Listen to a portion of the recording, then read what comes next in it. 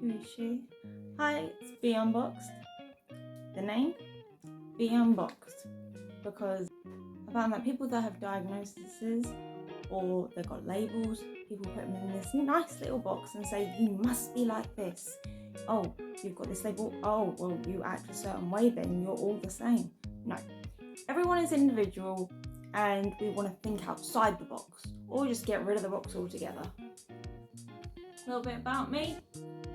I've got a stoma, it's high output, we will explain, and I have a prosthetic leg.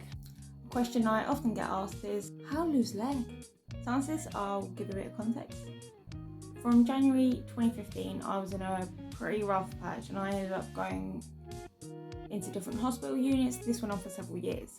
But as of April 2020, which was the start of lockdown, I ended up having a twisted bowel. So it basically twisted itself, cut off the blood supply, and I needed to have an emergency stoma made. My small bowel was disconnected from my large bowel, and the end of the small one came out through my stomach, and that resulted in me having to wear a bag where output came out of, so I don't go for a poo like everyone else. Yes, too much information, but hey, we're beating stigma here. I was in and out of hospital because of this, like having blockages, which can be an issue for people with stomas. From September 2021, I ended up getting a hernia unbeknown to me, and this resulted in me having another issue with a twisted bowel inside of the hernia. Thank you, gut.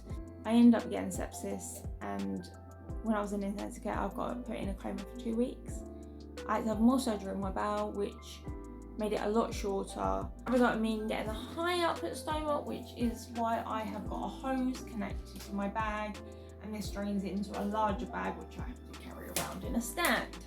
My blood pressure went extremely low and people didn't know what was going to happen with me. To improve this, or try to improve this, I was put on medication, and this went to vital organs, so pulled away from your hands and feet.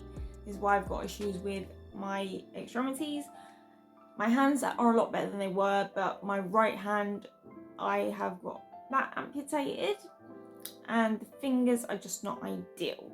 I can't feel, I've got sensation as such, and also I can't feel heat through them, so I have to be a little bit careful. Later on down the line, as I was recovering, I was on the gastro ward, and from previous experience, you had to try and get stronger. I thought I'll get ahead of myself. I was trying to move myself up the bed, which they do teach you, and especially older people. And so as I was trying to do that, without knowing what was wrong with me, I went to push myself, dug my heels into the mattress to try and shift myself up, and it resulted in a feeling which was just like friction burn. It was so sore. But again, I didn't know what was happening. I was able to still use parts of me. I adjusted and I had to use parts of my hand in a different way to be able to do things. Standing, it was extremely sore. It threw my legs. I had to have aids and things to help me stand up, but it was very painful. Parts of me went necrotic, basically. Black, they went rock hard. My tips of fingers, and my toes. We didn't know what could get saved, what couldn't, but once they're necrotic, they're pretty much gone. I had an ultrasound one day when my mum was visiting. She came along with me because she likes to know things, and it took a while. They found a blockage up near the stoma, but how they explained about the blood travelling, they said there's A roads, but there seems to be plenty of B roads going down because they're like instant results. And they said, but someone will come round tomorrow to explain this to you. We went away thinking, all right, things are going to be okay. Next day, the vascular doctors who did the scan came round to me on the gastro ward, pulled the curtain round. I didn't have anybody from the ward with me, and they said, right, so we're going to amputate below your right knee. What? It wasn't the fact that they said they were going to amputate.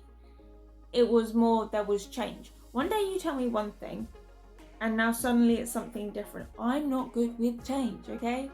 It was strange because they said I needed to have surgery because they didn't want the gangrene to spread. But then they said also I have time. and they weren't bothered about some of the parts of me because they thought it would just stop. And I was like, how can it be travelling but then not travelling? And I was just very confused. Plus, they said parts of the necrotic digits will just fall off. Didn't know if that would be more traumatic. So I didn't know what to do. My phone was taken when I was in A&E, and I was pretty out of it. I didn't know what was happening. The only numbers I could remember was my dad's work number and the home phone, and I thought, who's going to deal with this better? Because the surgeon said they were going to contact my mum. She was never contacted. And when I called my dad, I was like, on the phone, I was like, hi. He's like, you right? And I'm like, my leg's going to be amputated.